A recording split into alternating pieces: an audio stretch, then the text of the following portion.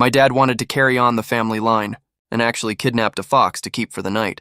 But after just one night, the fox turned into a stunning beauty. My dad was so scared he knelt down to beg for mercy right away. Turns out the woman wasn't angry at all. She even asked to do this every single day. And that's how their happy nightly routine went. Later, my fox mom was pregnant for 10 months and gave birth to me. Years later, when I went up the mountain to chop firewood, I saw a huge python squeezing a little fox tight. I didn't hesitate at all. I just threw the chopper in my hand right at it. It hit the python straight on the head. The python struggled a few times and died instantly. Although the little fox survived the python's attack, it was badly injured. I quickly carried it back to my home and treated its wounds with herbal medicine. Just a few days later, the little guy could run and jump again. Since then, this little fox just refused to leave my house. But I'm an orphan with no parents. I can barely even feed myself. I tried to send it back to the woods several times, but every time night fell, it would show up at my door again, with either wild fruit in its mouth or a wild rabbit or pheasant. That's when I finally realized the little fox was trying to tell me it could support itself, and I didn't need to feed it. So I finally felt relieved and let it stay. After that, the little fox stayed by my side the whole time, until I turned 18 years old. The little fox suddenly left. I waited till dark, but it never came back. Just when I was about to go out looking for it, an old lady showed up at my door. She was leaning on a cane, with a kind expression on her face. "Young man, I'm here to find my granddaughter." "Have you seen her?" My heart skipped a beat right away. Recently, no one from outside the village has come by at all. "Who is your granddaughter?" The old lady coughed lightly at this point, stared at me and said, "I went away a few years ago and left my granddaughter to watch the house, but she was gone when I came back. Someone said she's been living at your place." I froze when I heard that. "There's clearly only me living in this house," I answered politely. "You must have got the wrong place, ma'am." The old lady nodded after hearing that, but her eyes were fixed firmly on my kitchen. I turned around to look and found the little fox squatting right there. It wagged its tail at the old lady and even looked like it was smiling. After the old lady saw the little fox, she just turned around and left without saying a word that night. The little fox slept on my stomach as usual. When I woke up the next day, the little fox was gone again. I just got out of bed when I saw a red belly band on the table, with a tuft of hair inside it, wrapped around with red paper in the middle. I had no idea what this was for, so I took these things to the village chief. When the village chief saw these items, he laughed and said, "Oh wow, a girl is making advances to you. You can take this to her family to propose marriage. Come on, tell Grandpa. Which girl gave this to you?" I froze on the spot. Could the little fox have brought this back for me? But what I didn't expect was, from that day on, the little fox never showed up again.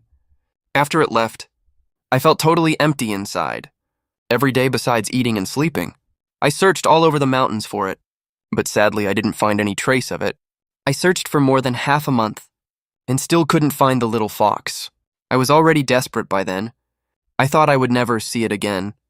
Until one night, half a month later, an old lady was squatting at my door crying. I asked her what was wrong. The old lady looked up sharply when she heard my voice and spoke in a hoarse voice. "I'm looking for my grandson. My grandson is missing. You've seen him, haven't you?" I couldn't help shivering when I heard that. Last time someone came looking for a granddaughter. Now someone's looking for a grandson. Why are they all coming to my house to look for people? I quickly said I hadn't seen her grandson, but a confused look appeared on the old lady's face. "You haven't seen him? What about 6 years ago? Did you see my grandson 6 years ago?" She sounded like she was interrogating me. I thought hard for a long time, and still had no clue at all. "You must be mistaken, ma'am. I really haven't seen your grandson." After hearing what I said, the old lady stopped talking, but a weird smile crept across her face. I was so scared by her smile that I stumbled back several steps. I turned and ran stumbling all the way to the village chief's house and told him everything that had just happened. The village chief froze right away. He pointed behind me and said, "Is that her you're talking about?" I instantly felt a chill run down my back. I turned around, trembling all over, and saw that old woman standing right behind me without a sound. I was terrified and immediately hid behind the village chief. The village chief looked her up and down. "Which village are you from?" "It's not nice to scare a little kid like this in the middle of the night, right?" the old woman said in a low, gruff voice. I'm here looking for my grandson. After that, no matter what the village chief asked, she didn't say a single word. She just kept smiling that weird smile. So the village chief took 2 eggs from his house and handed them to her. Take these and get lost. Don't ever come scare people on my turf again. Who would have thought the old lady just glanced at the eggs and smashed them on the ground? Then she pointed at me and roared in a hoarse voice. He killed my grandson. Ah! I'm gonna haunt him for the rest of his life. Hearing that, the village chief, his face turned pale instantly, then told me to turn on the yard light. I hurried to flip the switch. The area in front of the door lit up right away. That's when I got a clear look.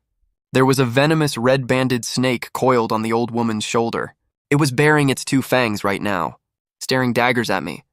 The village chief panicked immediately. He quickly whispered to me, "Kiddo, my eyesight's bad. Check if that old lady has a shadow, will ya?" Hearing that, I whipped my head around to look. The old woman was standing straight under the light, and she really had no shadow. Cold sweat broke out all over me instantly. I was too scared to say a word. Just nodded stiffly. The village chief suddenly said out loud, "Don't be scared, kiddo. I got an ancestral sword in my room. Go get it for me right now." Hearing that, I ran trembling into the house. But I rummaged around for ages and couldn't find any sword at all. When I came out to tell him I couldn't find it, I saw the old woman's figure was already walking away. The village chief pulled me into the house looking panicked and shut the door tight. "Silly kid, there's no sword." I lied to her. "You've messed with some evil stuff." After the village chief said that, he turned off all the lights in the house and asked me if I'd offended anything. I thought for a long time. I'd never offended anyone my whole life. "Did you ever kill something you shouldn't have?" Hearing that, I suddenly remembered 6 years ago, to save a little fox, I beat a white snake to death. I told the village chief about this, and he trembled all over after hearing it. "You unlucky kid. How can you just kill random things from the mountain?" The village chief said he'd take me to see the local shaman tomorrow, and told me to sleep in his room tonight. Don't answer no matter who calls your name, got it? I took the village chief's words to heart, too scared to say a single word. But when midnight came, a strange noise suddenly came from outside. Then I heard the old woman sobbing. I looked up out the window. A hunched figure was pacing outside the window. She walked back and forth for a while, then suddenly pressed herself against the window, like she was looking for me. I was so scared I couldn't move a muscle. Then the village chief's voice came from the next room. "Cover your head with the quilt. Don't look." I quickly wrapped myself up tightly with the quilt. My heart was pounding like crazy. But the sobbing didn't stop. It kept getting louder and softer, moving closer and further away. It wasn't until after 3 a.m. that the crying outside finally stopped. But I still didn't dare to come out from under the quilt. I don't know how much time passed before I finally fell asleep slowly. In my dream, I saw a white snake staring at me intensely. It spoke in human words. "Give me back my life." I woke up from the nightmare, jerking upright in bed. It was already broad daylight outside the window. The village chief was standing by the bed, telling me to get up quickly.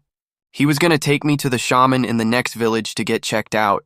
But when night came, that crazy old woman came back again. I was tortured so bad I was in a daze. I burned incense, joss paper, kowtowed, and begged for mercy. Tried every method I could think of, but none of it worked at all. What was even scarier was that when I woke up the next day, I was actually lying under a big tree in the mountains. This is exactly where I killed the white snake years ago. So I holed up at the village chief's house for 3 days. I tried every possible way I could think of. I couldn't bear to drag the village chief into more trouble. So on the morning of the 4th day, I snuck back home. But little did I know, I'd barely reached my doorstep when the village chief caught up, huffing and puffing. "Silly kid. How could Grandpa just watch you go to your death? Come on, no matter what happens today, I'll fix this whole mess for you." Kiddo, at this point, Grandpa ain't gonna hide anything from you. The Liu family is coming for your life. If you want to stay alive, there's only one way left. What Liu family? No one in our village has that last name. There are 5 great immortal clans in these mountains. Hu Huang Bai Liu Hui, the snake you killed back then, and the ones coming after you now are all members of the Liu family. And the little one you saved years ago? That little fox is probably from the Hu family. We can only ask the Hu family for help with this. Grandpa, is there really no other way? Humans and spirits are supposed to stay out of each other's business. I didn't want you to go down this path, but we've run out of all other options now. The village chief pointed at my chest as he spoke. Do you still have that red belly pocket? I pulled out the belly pocket with shaking hands. Hold on to it tight, this is a token from a girl of the Hu family. Only with it do you have a chance to find the Hu family. As soon as he finished speaking, a sudden sound came from the yard outside. A dense, continuous rustling noise. The village chief's face dropped instantly. He grabbed the firewood knife next to him. We'd just reached the main room when something terrifying happened. That old hag was standing creepily at the entrance. My mind went blank with a buzz. My legs went weak from fear. I instinctively tried to step back. Tears welled up in my eyes. The village chief pushed a table hard against the main room door. He turned back and yelled at me. Listen carefully, kiddo. Only if the Hu family steps in, our village can be saved. Take the token and run to the unmarked graveyard on South Mountain. No matter what you hear, don't you dare look back. The front door was slamming loudly from the impact of the snake swarm outside. A few small snakes had already slithered in through the crack under the door. The village chief gritted his teeth and pressed his whole body against the door panel. I looked at the elderly village chief, and tears burst out of my eyes. I grabbed the red belly pocket from my chest and held it tight. I kicked open the back window and dove straight into the endless dark night.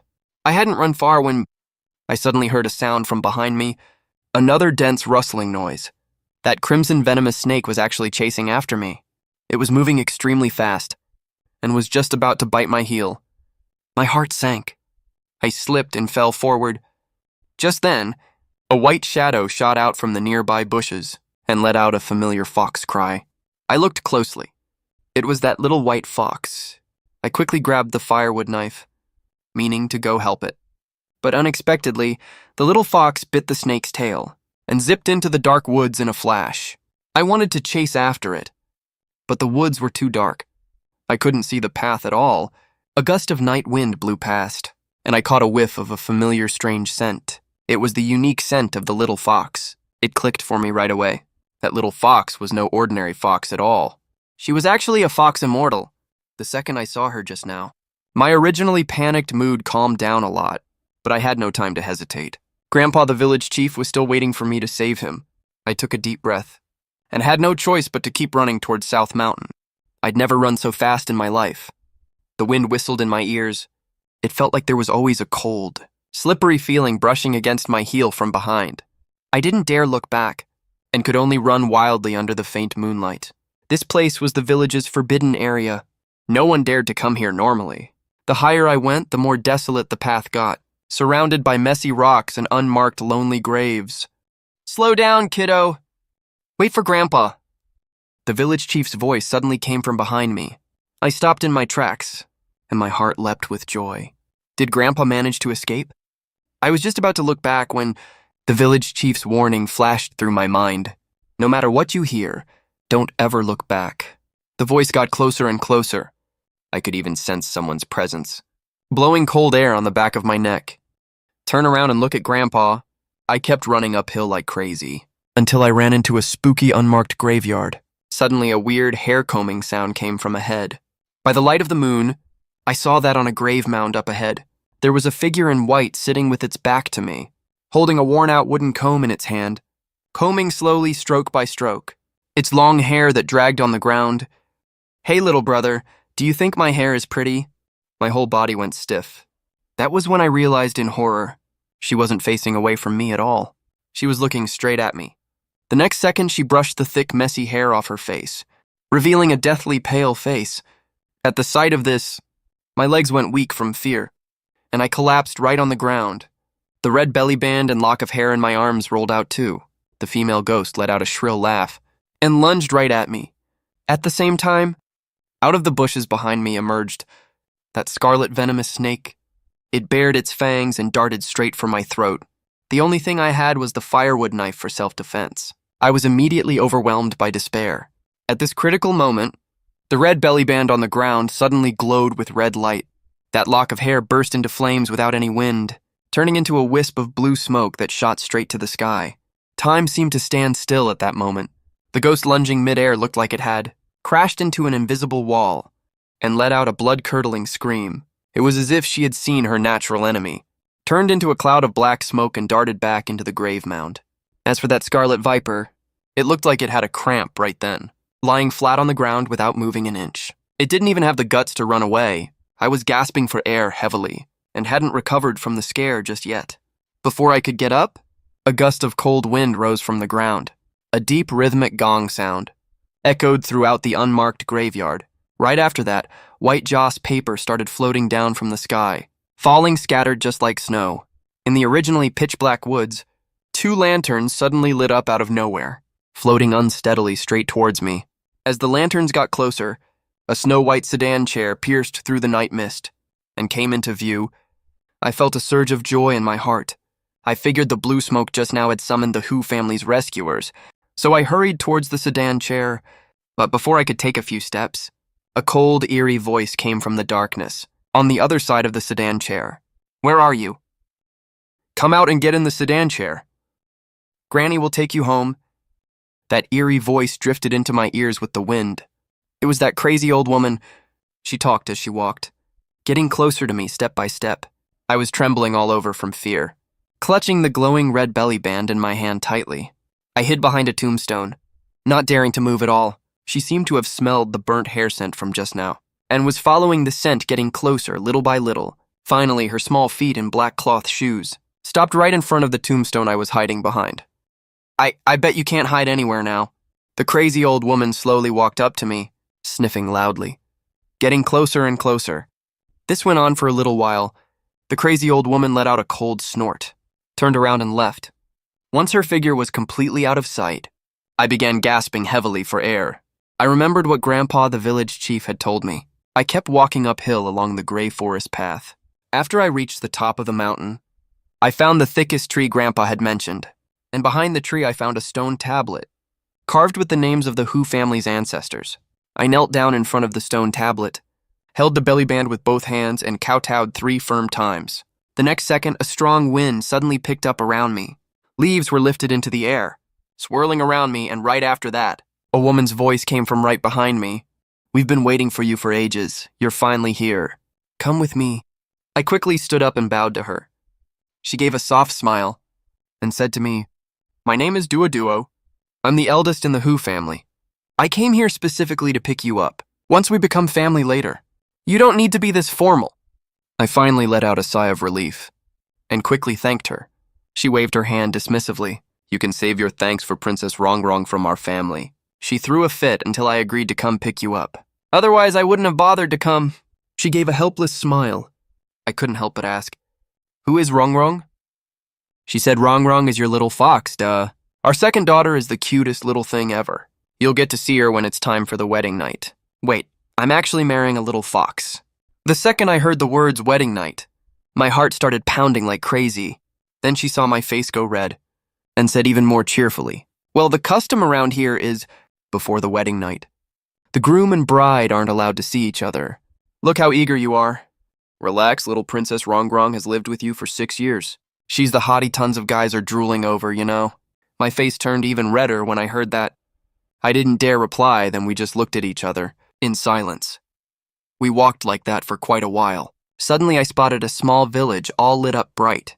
There were even servants standing at the gate. I just started following her towards the gate, when out of the corner of my eye, I caught sight of the second floor of the house opposite. Someone seemed to be leaning on the windowsill looking at me. I looked up, and vaguely made out a girl in red clothes, wearing a phoenix coronet, peeking at me from the windowsill. But when she realized I'd spotted her, she looked super embarrassed, and quickly covered her face with her sleeve. On purpose, so I couldn't see her. I frowned. Could that be the little fox? I had to hold back my curiosity, and followed Duo into the house ahead. The second I stepped inside, I saw loads of people sitting in the room. I was totally shocked when I saw them. I've seen this old lady before. She's the one who came to my house looking for her granddaughter that time. Duo pointed at the old lady and introduced her to me. "This is my mother." I quickly cupped my hands and bowed to her. The old lady suddenly smiled at me. It was a kind, gentle smile, but what I felt more was an air of authority from her. Then Duo introduced me to the other people sitting there. After we sat down, Granny Hugh finally spoke. "Duo, leave us." "Yes." "Guard the entrance properly. We don't welcome people from the Liu family. Don't let them get in. The dinner is all ready. Everyone go take your seats first. When it was just the two of us left in the room, the old lady's face suddenly looked upset. She said to me, "Child, I know everything that's happened to you. Before the wedding ceremony is successfully completed, he could mess things up any time. You saved my girl. We should do everything we can to help you, but our Who family can't break our rules either. Everything before the wedding ceremony, you have to handle on your own." Even though my legs were shaking like crazy, I had no choice but to nod stiffly. "I understand. As long as I can save Grandpa the village chief, I'll risk anything." Granny Hugh visibly trembled a little, huffed in approval, and said, "The person who marries into our Who family really is something special. I believe in you." Then Granny Hugh had someone help me put on the groom's hat and red robe. The second I walked out the door, I got into the red bridal sedan chair. Not long after the sedan chair entered the alley, I suddenly heard a creepy voice ask outside, "You guys holding a wedding?" The sedan chair stopped right away. My scalp went numb with fear. I lifted the window screen and looked ahead. Duoduo outside the sedan roared angrily. "How dare you? This is Who family territory. You can't cause trouble here." Suddenly, a red snake popped out of nowhere and zoomed right into the sedan chair. It bit me right on the wrist. I screamed out loud from the pain. After that, my consciousness got really fuzzy. I was half conscious as Who family servants helped me into the main hall. When I woke up again, I found myself in a room. I looked around and saw the room was covered with red double happiness symbols. There was also a bride sitting on the bed inside. She had a red veil over her head. Oh, so this is the bridal chamber. I remembered the snake bite from earlier and quickly pulled up my sleeve to check. There were 2 faint bite marks left on my wrist, and someone had already put medicine on it. I suddenly thought of Grandpa the village chief. I'm here having the wedding ceremony. I wonder if the snakes in the village have left yet. I panicked, rolled out of bed, and was about to leave. "Where do you think you're going?" The bride sitting on the bed suddenly spoke. "I'm going to find Grandpa the village chief. I don't know how things are back in the village now." As I said that, I yanked the door open. I didn't expect that right after I opened the door. I saw Duo standing guard outside. She stopped me right away. "You can't go. If you step out this door now, what's going to happen to our Rongrong?" After saying that, she pushed me straight back into the room and locked the door behind her. Before I could even react, the bride inside the room spoke up too. "If you dare leave tonight, I'll cry right in front of you." I was totally speechless. I had to calm her down first. "I'm just going to check on Grandpa the village head. I won't leave, I promise." But she said there's no way I can get out of the Who family's house. I didn't buy that at all. I walked to the door and pulled at it like crazy. But it was locked from the outside. There's no way I could open it. I was panicking with my mind all messed up when she spoke again. "Then I'll come with you. I know a way to sneak you out." I was stunned. Is that really such a good deal? But she shook her head and whispered, "No, the red wedding veil hasn't been lifted yet," Mom said. "You have to be the one to lift the red veil. And we have to drink the cross-cupped wine, too." What a hassle. I glanced anxiously toward the door. We can't waste any more time. So I rushed over to the bed. I reached out ready to lift her red veil, but she stopped me again. She said unhappily, "You can't use your hands.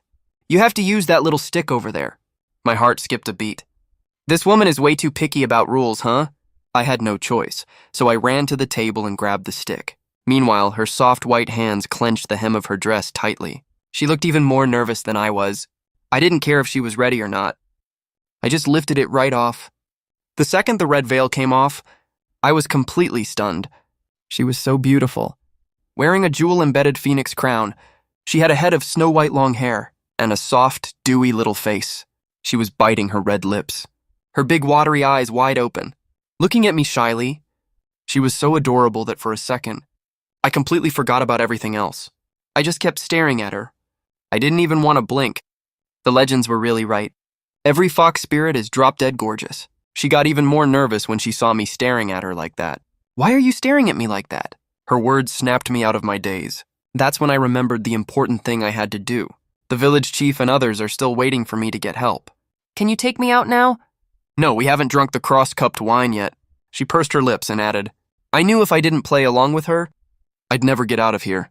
So I quickly fetched 2 cups of wine and handed one to her. "Come on, drink up, no backing out, okay?" "Nope, that's not enough." "I want you to call me your wife," she said proudly. I was practically dying of anxiety. And she was still deliberately making things hard for me. I had no choice but to say, "Wife, drink up quick, I really have urgent business." She let out a satisfied huff and took the initiative to link her arm with mine. Getting ready to drink the cross-cupped wine, we were really close to each other. Then we faced each other and drank the wine. I was scared she'd go back on her word, so right after we finished drinking, I urged her to hurry up and leave. She suddenly grabbed my arm, glanced warily toward the door, and said in a low voice, "There's no way we can get out through here. Mom used to lock me up all the time, but I have a secret passage. Don't tell anyone else about it, okay?" After saying that, she pulled me over to the wall, bent down and pulled a piece of wood out of the wall. Turns out it was a hidden door, and it opened right up. She put a finger to her lips to shush me, sneakily poked her head out first, then pulled me out with her, and yelled excitedly, "I'm out again." But no one expected. Right after we stepped outside, we saw Grandma Hu and Duo standing outside looking at me. "You little girl, you're already married, and you still cause so much trouble. You're sneaking out of the bridal chamber already." Grandma Hu glared at Rong Rong, her tone full of mock annoyance. Rong Rong immediately deflated, hung her head, twisted the corner of her clothes, and whispered defensively, "I just wanted to take him for a walk in the yard." "What's going on in your head?" As if I wouldn't know. "Go back to your room right now. I need to talk to Chen Ping." Grandma Hu put on a stern face. "If you don't behave yourself later, I'll personally supervise your wedding night." Rong Rong nodded helplessly, then glanced at me sheepishly. She looked really guilty, then turned around and went back to the room. Old Mrs. Hu led me into the main hall. She stared at me for a few seconds and said in a deep voice, "I know you're worried about your village chief. Relax now that you've married into the Hu family. The Liu family won't dare mess with your village anymore." She headed for the door as she spoke, then suddenly turned back, grinned mischievously and said, "Oh right, don't be shy on your wedding night. That girl Rong Rong has a really stubborn temper. It's about time she gets a taste of being a bride." My face burned up immediately after hearing that. I could only nod my head. After she left, I sat on the edge of the bed and took out the small cloth bag that Grandpa Village Chief had stuffed firmly into my arms before I left. I opened the cloth bag. Inside there was a bank book, a tattered old book with no title, and a crumpled sheet of letter paper. The letter was written by Grandpa Village Chief. The handwriting was all crooked. "My dear grandson, when you read this letter, I might already be gone. Remember what I say first, always keep your guard up about everything. Second, the money in the bank book is all the savings. I've scraped together my whole life for my funeral. I'm leaving it to you, to pay for your college tuition. No matter what, live a good life." Tears streamed down my face nonstop after I finished the letter. Grandpa Village Chief risked his life to save me, and now his life is hanging in the balance. But there's nothing I can do about it. Who on earth should I trust? I wiped my face carelessly and looked up to find Rong Rong spacing out at the table. When she saw my red eyes and my distraught look, she hurried over to ask me what her mother had said to me. But I was in no mood to talk. I just sat numbly on the bed, out of it. No matter what she said, I didn't respond at all. Finally, she got mad, sat on the chair with a sullen face, glared at me furiously, and didn't say a word either. Before I knew it, I got sleepy, so I laid on the bed getting ready to sleep. But no sooner had I closed my eyes than she flew into a rage. She stormed over angrily, grabbed me by the ear and dragged me off the bed. She pouted and cursed. "How dare you ignore me? You're not sleeping on the bed tonight. Sleep on the floor." Then she looked all wronged, like I was the one who bullied her. I was originally lying on the floor fuming, but when I saw how upset she looked, I was scared she'd actually start crying, and old Mrs. Hu would come after me later. So I stood up and said, "I'm sorry. I was just lost in thought just now. I don't want to hear it. I don't want to hear it. Call me wife." She curled her lips and turned around. My head was full of the lives of the whole village. My mind was a total mess. How did I have the energy to coax this spoiled princess? I was like a deflated balloon. I slouched over the table, buried my head in my arms, and decided to just play dumb. "Nee, I even saved you that day, you know? Turns out you're just an ungrateful brat." She was so angry she was about to cry. Then I heard her flop angrily onto the bed, yanked the quilt over her head and covered herself completely. She was still muttering curses at me under her breath. I closed my eyes and sighed to myself. It's over, my whole life is over. Even if she doesn't torment me to death later, I'll probably end up beaten black and blue anyway. The mountain night wind was freezing cold. In the middle of the night, I was sleeping on the table and woke up freezing cold. I rubbed my stiff arms and looked towards the 8-step bed hung with red curtains in the dim moonlight. She was fast asleep on her side, breathing steadily. The red wedding veil had long been kicked off somewhere. Her impossibly delicate little face looked enticingly fair under the moonlight. I swallowed hard and tiptoed over to the bed. The quilt must be so warm inside. My hand hovered in the air, hesitating whether to lift the corner of the quilt and climb in. But then I thought again, she's still mad at me. If I wake her up, this spoiled princess will definitely skin me alive. Besides, she's as beautiful as a siren. If I actually climb in, I'm just a kid who's never even been in a relationship.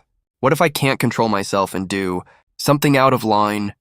I don't even know if I can survive from that crazy old lady's hands anyway. How can I take responsibility for her? I sighed. I still didn't dare get on the bed. I just sat down on the floor right there, leaning my back against the edge of the bed. That was when I noticed her body was constantly giving off a warm current. The closer I got to her, the more comfortable I felt. Before I knew it, I fell asleep again just like that. When I woke up again, the sun was already shining into the room. It was already noon the next day. I groggily felt something on my chest, soft and squishy pressing down on me. It also carried that familiar strange fragrance. I snapped my eyes open. I looked down. Rong Rong had gotten out of bed at some point.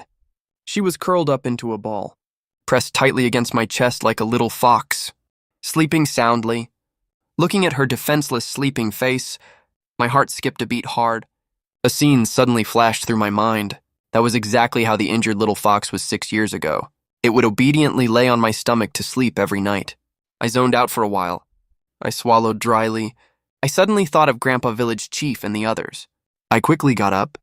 Rong Rong was woken up by my movement. She rubbed her eyes and said to me angrily, "Bad hubby, Mom told you to go see her once you wake up." Cold sweat broke out all over me when I heard that. Could she have found out that I made Rong Rong angry last night? After that, I walked to the hall trembling with fear. I saw the hall was full of people. Only after introductions did I learn that all of them are Hu Rong Rong's uncles and aunts. They all seemed happy to see me. They also said Rong Rong had been spoiled by them and had a bad temper, asking me to be more patient with her. Then came the 3 rules we had to follow.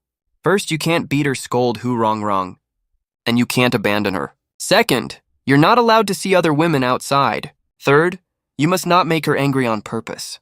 You need to take care of each other. After everyone left, old Mrs. Hu kept me alone. She took a sip of tea and said calmly, "That crazy woman from the Liu family guarded outside our mountain gate the entire night. She only left when the sun came up.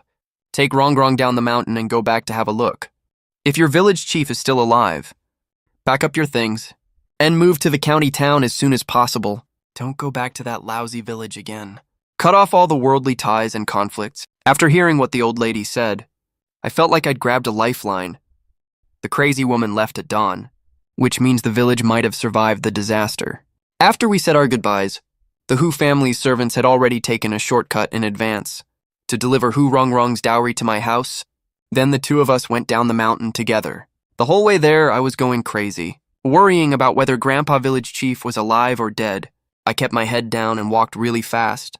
Rong Rong kept yelling, "Wait for me" from behind. She even clung to me, wanting me to hold her hand while walking. I had no mood to mess around with her at all. All I could think about was hurrying back to the village to check.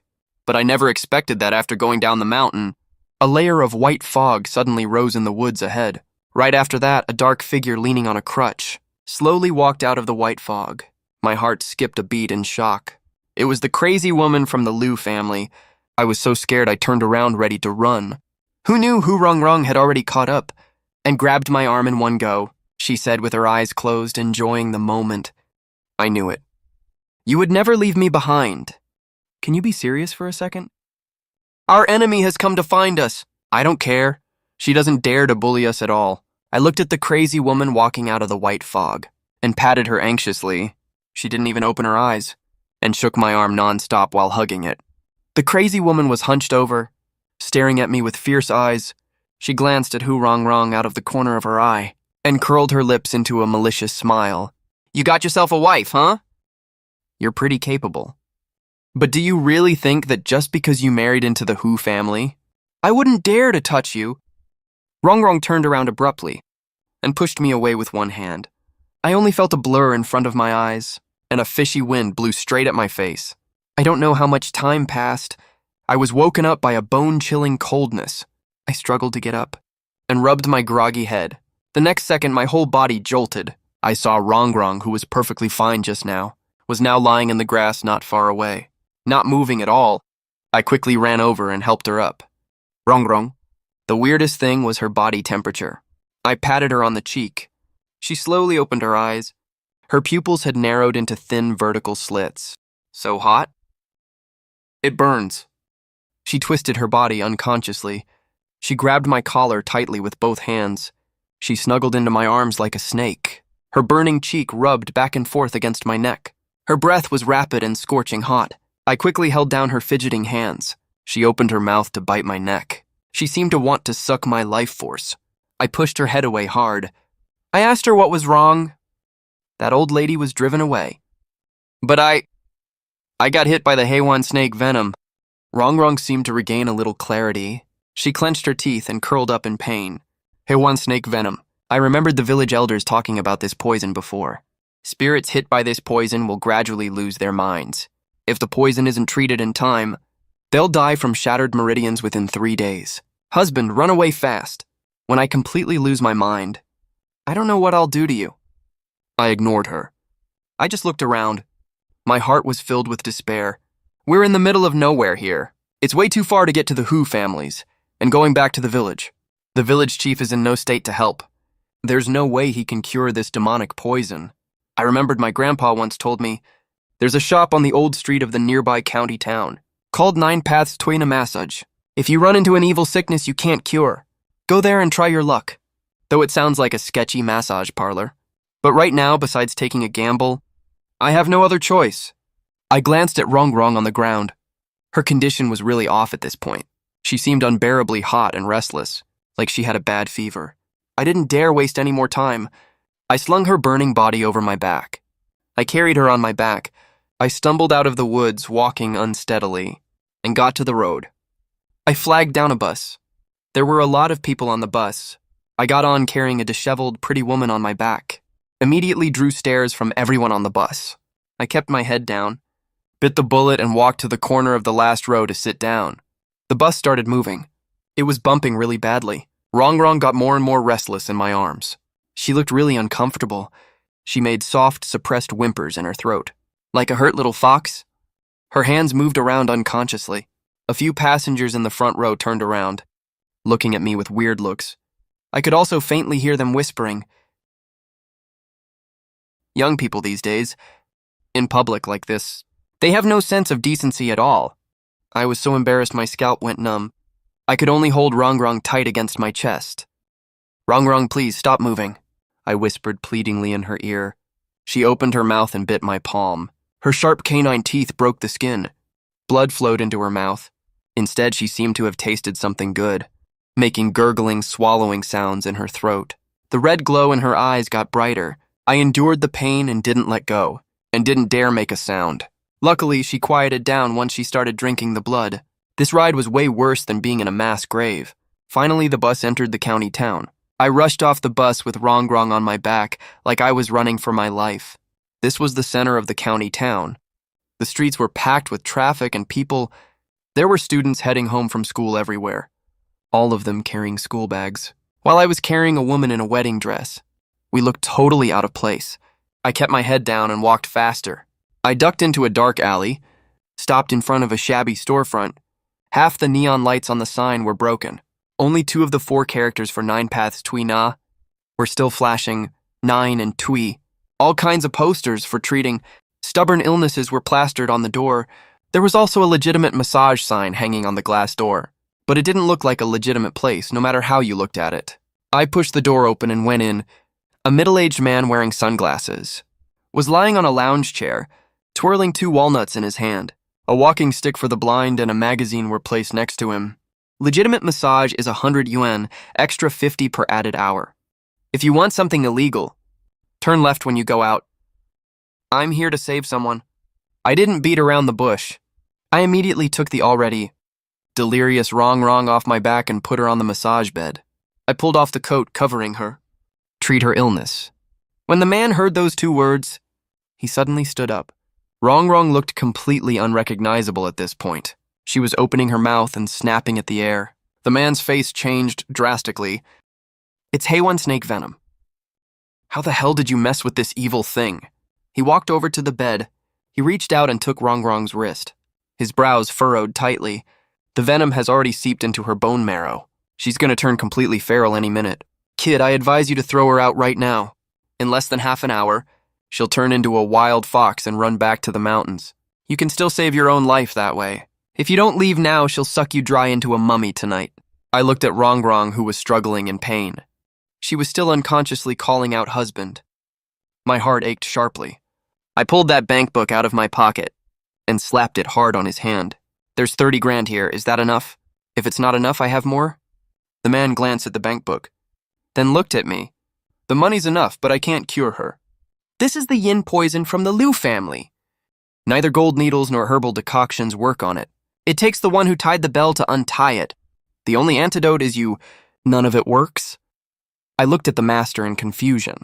The man pointed at Rong and said seriously, she only has Ye Shinshin in her eyes. It won't work with anyone else, only with you. She'll obey out of her subconscious. But you have to think this through. You have to hold up against her frenzy. The slightest mistake, and your essence will be sucked dry. You'll turn into a mummy too. I froze on the spot. Looking at Rong's pained face, I nodded through gritted teeth. The man turned around and pulled a red cloth pouch from under the counter and stuffed it into my arms. Take her to a quiet place right now. Light this pair of wedding candles, and that'll help detox her. But you have to remember this for sure. Before the wedding candles burn out, the poison has to be completely removed. Otherwise, both of you will suffer the backlash. After saying that, the man dug out a bottle of long-preserved Realgar wine and handed it to me. One more thing. The risk is huge.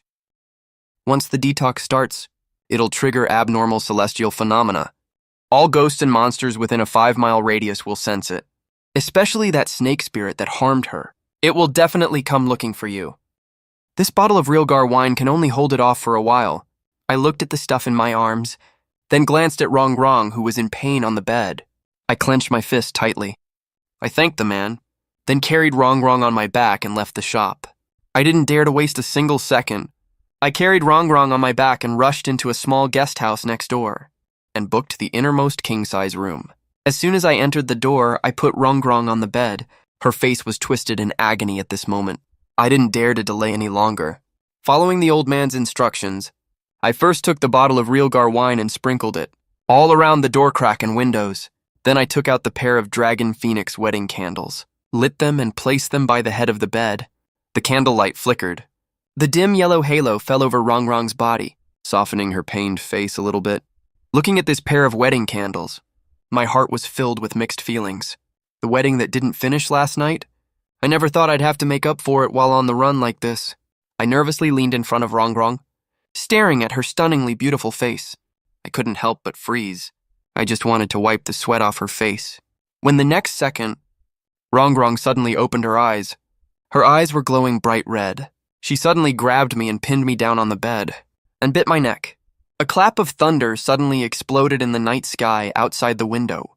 Strong winds started howling, slamming against the window glass with loud rattling noises. Rong seemed to be on the edge of turning feral. Her movements were wild and frantic. She tried to bite me several times, but stopped suddenly every time. It seemed like she was using the last bit of her sanity to hold back her animalistic instincts. I instinctively wanted to fight back, but I was scared that the detox would fail, and she'd turn completely feral. Suddenly, a familiar white mist filled the room.